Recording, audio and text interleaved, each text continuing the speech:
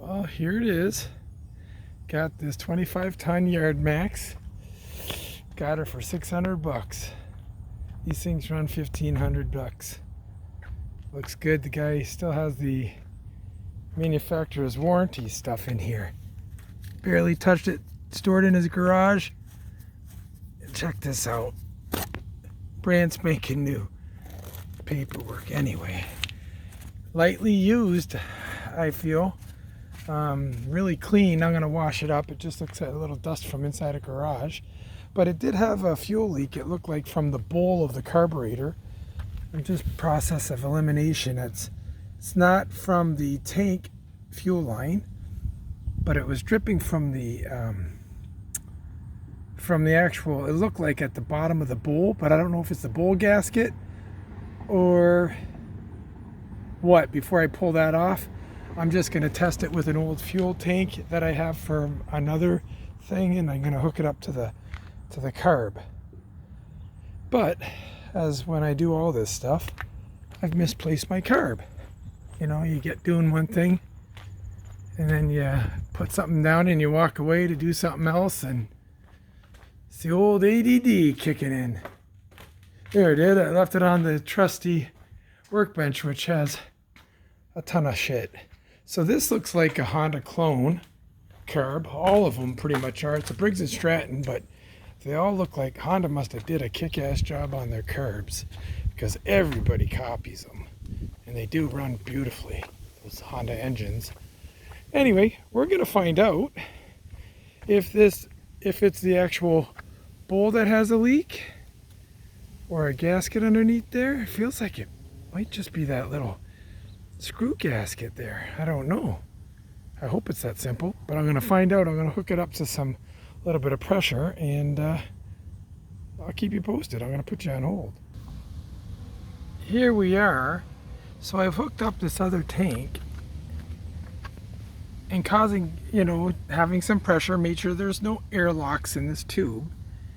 And I don't know if it was that on-off switch, which is, I can't hold this and point at the same time, but this little black knob there turns the fuel on and off. And I don't know if that gasket was just a little worn out, and it was leaking from there, because these seals shrink until you move them, and they get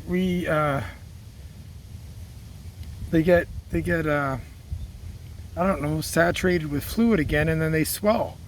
So I think I moved it back and forth a lot, and maybe that helped it swell.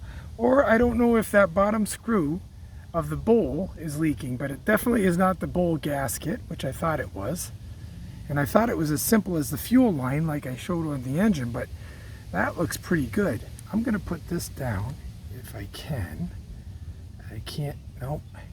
Because what's going to happen is it's going to turn sideways and it's going to leak out of the jet. So I am just rigging this ridiculously.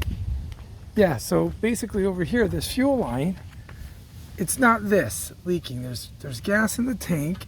I'm going to put a little more in there.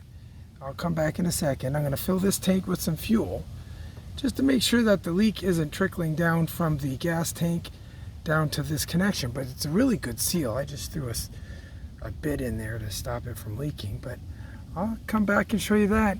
Might have been as simple as a seal that had dried out in that on-off fuel switch, and me working it back and forth re-moisturized it, rehydrated it, or reconditioned it anyway. Basically the principle of how those oil leak things work. They recondition your seals around your gaskets, and they make them swell, and they prevent your leak. So maybe this happened. Let's find out. Thanks for coming out. Just be back in a second.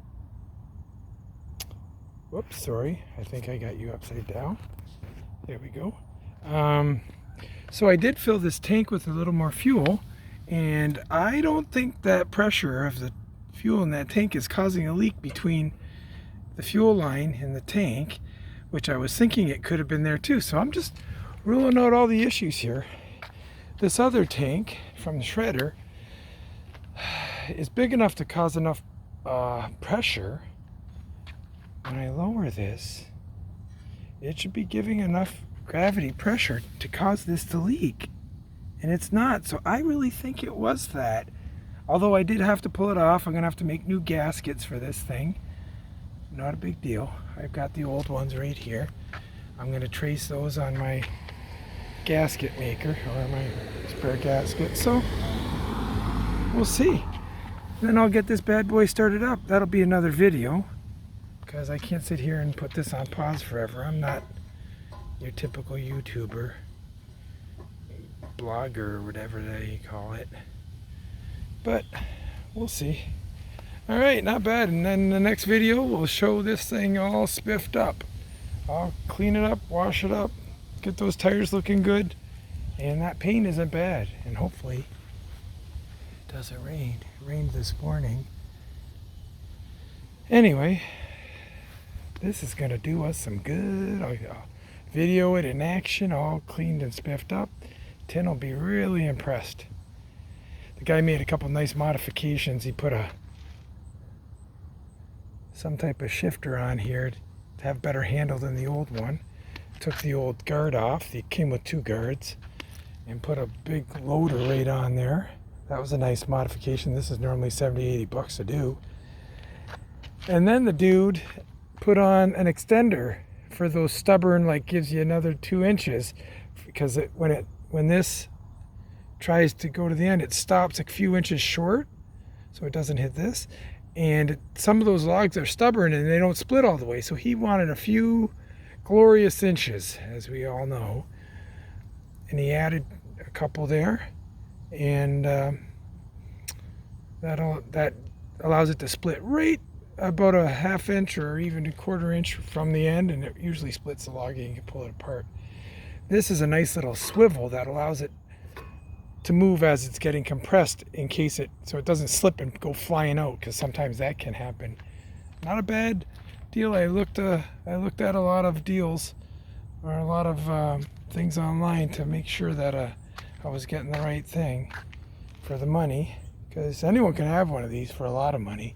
Getting a good deal is tough. So me and Alex were looking, and Alex he's a heck of a hunter, and he does his research. I've got many a deal through him, but he also needs the wisdom of what's right and what's a good deal and what isn't.